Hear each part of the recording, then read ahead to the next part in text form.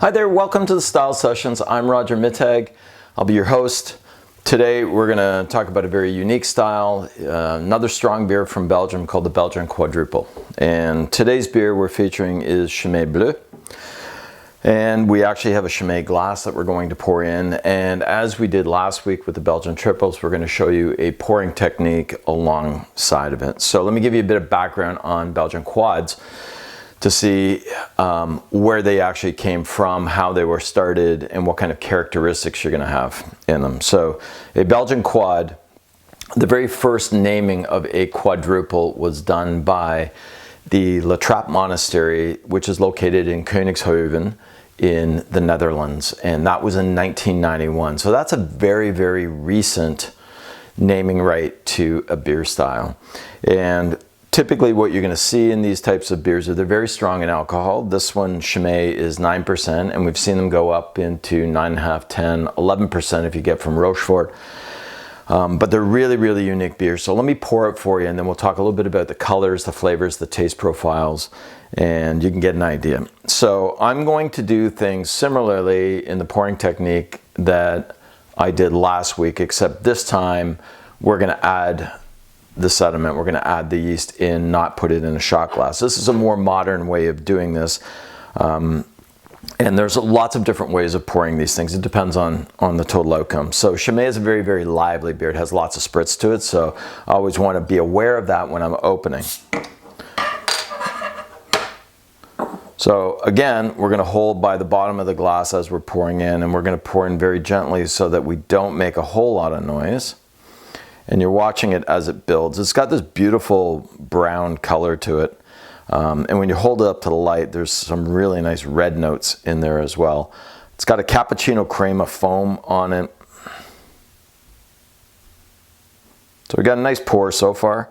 I've left a little bit of room at the top, but what I'm going to do now is I'm going to take the bottle and I'm going to swirl it around so that I'm arousing the yeast again. And again, just to remind you, I put the yeast in. I like the yeast because it softens a little bit of the edge of these strong beers and adds a little bit more body and flavor to the beer. So now I'm going to continue to pour in nice and slowly.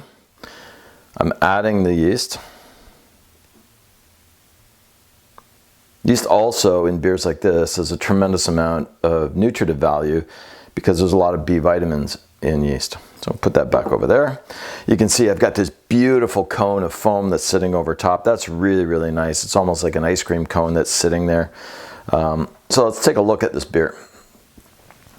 So most Belgian quadruples look very, very dark when they're on the table, but when you hold them up to the light, you notice that they have a reddish brown color to them. There's typically a bit more red notes in a quad than there are in a double.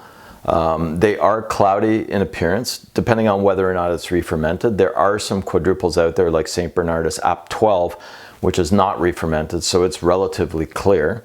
But you get this beautiful color to it. It's really nice. Now the aromatics are really quite complex. There's a lot going on here. So a lot of dark breads, there's fruitcake. You're definitely going to pick up notes of mild chocolate. Definitely some black licorice, some anise in there.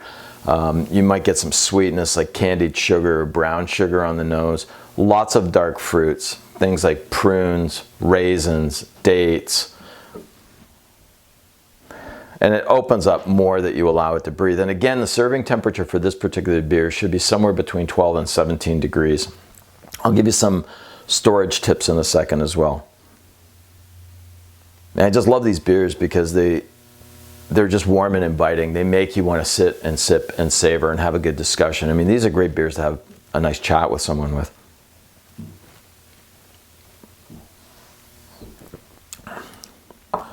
Again, quite spritzy. It's not a very quick finish. This is more medium to long. And then the aftertaste is quite extended. In the aftertaste, you get a little bit of that licorice, that molasses kind of characteristic. You might even get molasses cookies. And it's going to have a little bit more mouth coating characteristics on it as well. It does tend to take a little bit of long time to escape. Really comforting beer to drink. So again, one of the reasons that we have this chalice is to open it up so that it can breathe and get rid of some of the alcohol content while you're sipping it and savoring it. But it's a really interesting beer to have.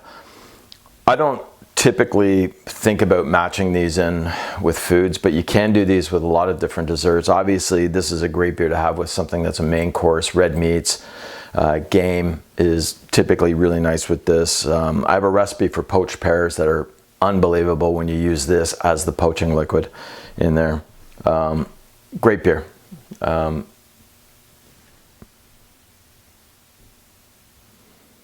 Yeah.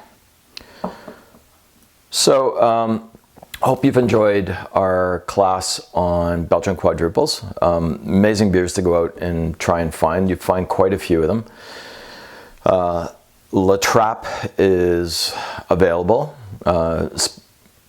In the Canadian market, I know it's probably available in the US market as well. And then you've got Chemin Bleu. You've got the Rochefort brands 8 and 10. St. Bernard is up 12. Every once in a while we get a few others into the marketplace as well, but these are incredible beers. So next week, just to remind you, we are going to visit a very unique style that you don't see very often, and that is an Eisbock. And we'll talk a little bit more about its history, where it came from, and talk about some of the tasting attributes as well. So hope you enjoyed it. I'll see you next week on the Style Sessions. And again, I'm Roger Mittag. I am the founder of Prud'homme Beer Certification and the owner of Thirst for Knowledge. I'll talk to you soon.